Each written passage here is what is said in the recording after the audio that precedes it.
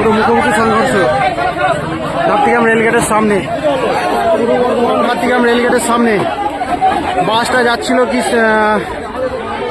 বেনাচিতে যাচ্ছিল এদিকে করিমপুর থেকে, কৃষ্ণনগর করিমপুর নবদ্বীপ ঘাটগ্রাম সাতগাছিয়া হয়ে।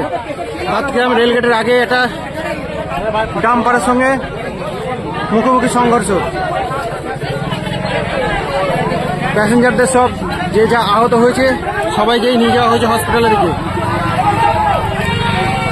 একটা প্যাসেঞ্জার আছে, পুরো মুখোমুখি সংঘর্ষ।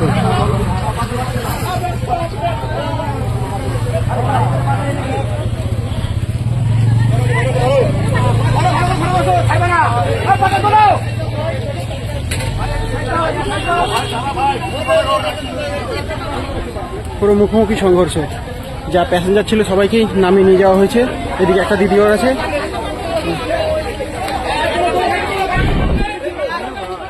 এই দিদিটারও অ্যাক্সিডেন্ট লেগেছে।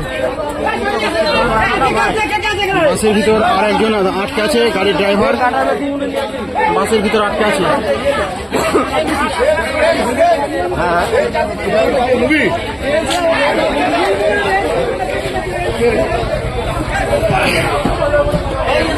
এই যে বাসের সামনে সিটের অবস্থা,